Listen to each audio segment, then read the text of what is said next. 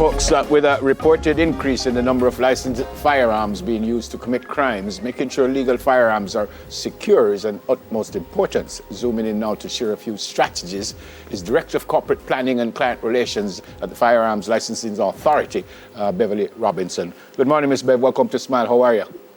Thank you. I'm very well, thank you. Good morning, Delio. Morning, my love. Garth is also with us. So you will tell us the right way to do things, but, and this is a question, obviously, isn't it a criteria that if you are going to be given a license to have a firearm, you need to have a place to secure it before you get that license, right? Absolutely. So within the context of the investigations, the investigator literally has to confirm that you have a safe place within which to store your firearm. It must be a metal place. It must be made of metal. So normally we ask for a safe. It must be safely affixed to the wall. It must be in a place that is not noticeable in your house. And it must be locked at all times. If it's not a safe, where else can you keep a firearm if it's not a safe? Because your firearm is not in a safe at your home, it should be on you, or it should be safely stored at the FLA or at a police station. So those are your other options. Okay. So it should not be in a drawer. It shouldn't be under your bed. You know, people say they keep it under their pillow in case of emergency. No. Those are no-nos for the storage of your firearm. So the FLA ensures that you do have a safe even before you're given that license. Yeah, we have to ensure that there is a safe place because it's important. You know, it's safety. We're thinking about the safety of the firearm. We're also thinking of the safety of the family, of the people who are around you. You know, so very often we hear of people putting down firearms, and some youngster goes and takes it up, sometimes a child, which is so heartbreaking, and serious damage is inflicted, right? So remember, a firearm is a weapon to inflict damage. That's the purpose of the firearm. So we have to always ensure that it is properly secured. Now, what we're talking about, just going back to the news, nearly 100 persons were killed or maimed with 24 licensed guns over the course of 3 years. Now, the big question is, when you do your investigations, because it must come to you, what are the stories that you're hearing about how those firearms went missing or ended up causing injury in the way, or death in some instances, in the way that it has happened? Okay, and what you were quoting was the Gleaner story, right? Correct. Okay, because we rely on the JCF for our figures. I'm not sure if that was a JCF article, but back to your question, the main thing, one of the main points at which firearms are stolen is within the context of a car. So somebody will say, oh, I just popped out the car to go next door, or I just popped out the car to pay the gas attendant, and when I came back, my firearm was missing. So, you know, that is why we say the firearm must always be on your person, and we cannot overemphasize that. So it doesn't matter if you're just stepping out. It doesn't matter if you're just going into the bathroom to grab a shower. You know, don't leave your firearm on the dressing table. Don't leave it on your bed. You know, even within the context of the home. So the firearms are stolen from homes. People break into homes and steal firearms as well, right? And then we have the other instances where people are killed and their firearms are stolen. Right. So there are multiplicity of reasons or circumstances within which firearms are stolen. What happens if it is stolen, Miss Bev? What's the process? Well, the act says that you must immediately report it to the police. Immediately. So before, in the previous act, you were given 48 hours. Now it is an immediate. So the minute you discover that you don't have your firearm, your duty, it is now the duty of the licensee, the firearm holder, to make a report to the police. And having made that report to the police, your next step is to report it to the FLA.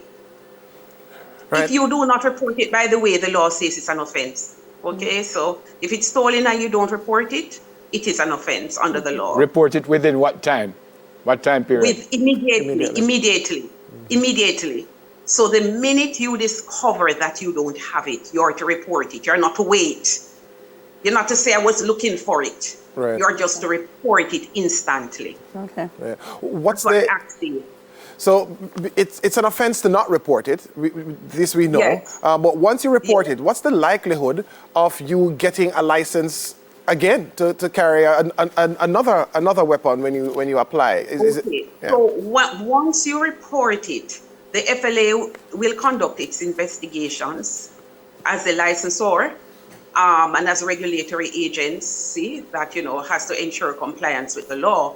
But the police will also conduct their investigations. And depending on the outcome of those investigations, what is unearthed during those investigations, then from the FLA's perspective, we now submit a file to the board of the FLA to make a decision.